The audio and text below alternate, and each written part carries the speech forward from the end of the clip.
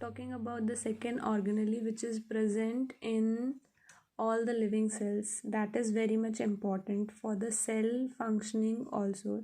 The name is nucleus. Now if we talk about nucleus, it is also called as a brain of the cell. Why? Because all the important function is functionized or performed with the help of only nucleus. You can take one example, the cell division and forming new cells is only done with the help of nucleus. And some important characteristics we will discuss in this topic. Now listen very carefully. If we talk about their position present inside the cells, in animal cells it is present in the center, or in the plant cells it is present little bit at the corner side because the large portion is captured by the vacuoles. That is also an organelle, we will discuss later.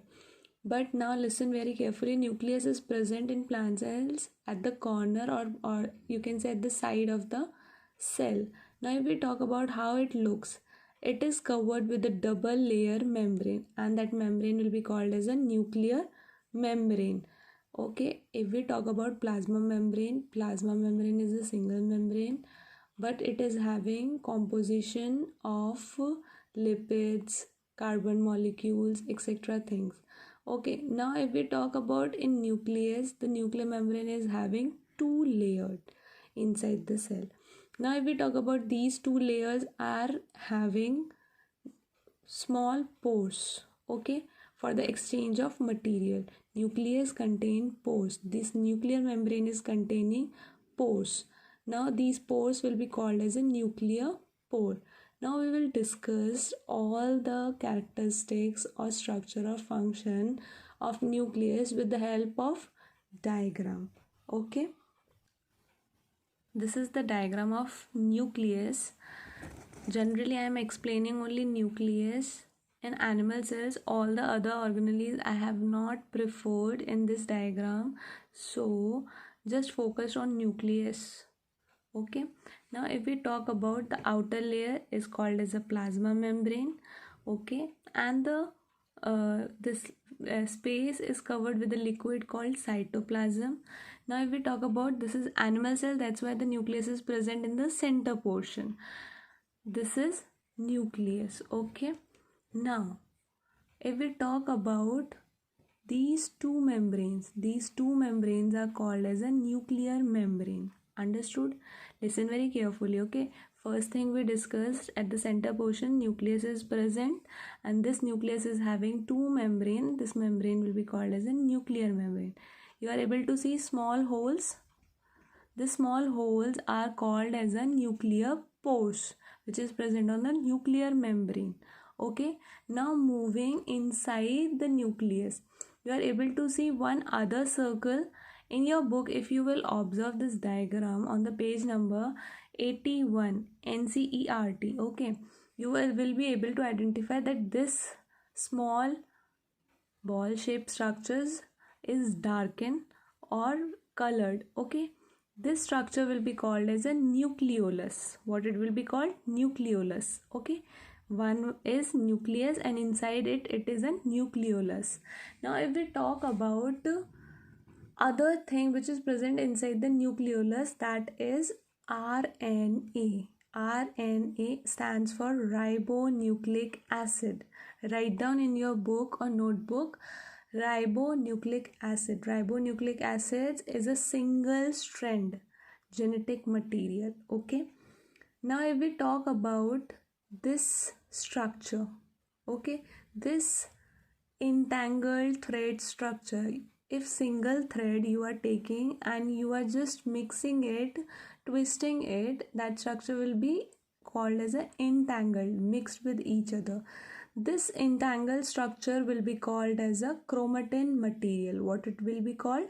Chromatin material. This chromatin material is also a genetic material, but what it is, like when we are able to see, when we are observing under the microscope, the genetic material, when the cell is not dividing, the genetic material is present in the form of chromatin material. When cell is going to be divided, the cells become active. This chromatin material turns into this shape, X shape. Okay, this X shape will be called as a chromosomes. What it will be called? Chromosomes. Now if we talk about when cells is going to be divided, this chromatin material arranged and converted into chromosomes, and this chromosomes is present always in pair. They are also having genes, paired genes.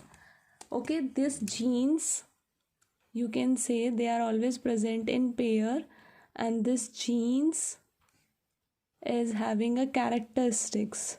Okay, now if we talk about what is this structure, this is a DNA. When genetic material is transferring from one cell to another cell, from parents to their daughter or son or offspring, they are moving with the help of this DNA only. Okay, this DNA stands for deoxyribonucleic acid. Write down in your book or notebook, deoxyribonucleic acid. What is the difference in DNA or RNA? This is a double strand. Double strand means two strands are present. In this only single strand is present. So that's why DNA is a genetic material which is present in all the living organisms, and RNA is a genetic material which is found only in virus. Okay. Now if we talk about inside the nucleolus, this strand, single strand RNA is present. What is the function of this RNA? As we talk about, it is having it is also called as a genetic material. Its function is to produce ribosomes. The ribosomes are produced inside the nucleolus. It's look like a small ball or beads. This is produced inside the nucleolus and spread throughout the nucleus, and it is coming out of the nucleus also in the cytoplasm fluid. Okay, as we talk about the characteristic of nucleus, and the third one is cytoplasm. Cytoplasm is a fluid like substance which is present inside the cell, and it helps for the movement of other materials from one place to another place of the cell. Now moving towards the next topic, that is prokaryotic and eukaryotic. On the basis of some differences, the cells are divided in two parts, prokaryotic or eukaryotic. Now discussing about the characteristics of prokaryotic. If we talk about prokaryotic, cells are having generally small size. Same way, if we are comparing with the eukaryotic organisms are generally large in size. If we talk about prokaryotic cells are like, if we talk about the previous diagram, nucleus. In nucleus, we observe the nucleus very clearly. If the nucleus portion is not defined properly, it is poorly defined, then the nucleus portion will be called as a nucleoid. And how we are talking about poorly defined? When the nucleus is not having any kind of membrane, absence of membrane, it is present in the cytoplasm fluid, then it will be called as a nucleoid in prokaryotic cells. Now if we talk about nucleus is well defined in eukaryotic cells and having a nuclear membrane. Okay, that membrane which we see in the diagram, last diagram, that diagram is having a nucleus, proper present nucleus, which is having a two membrane. That membrane will be called as a nuclear membrane. Now if we talk about chromosomes, if there is a single chromosome, then the cell will be called as a prokaryotic. If the more than one chromosome is present, it will be called as a eukaryotic cells. Now we will talk about one more difference, that is other organelle.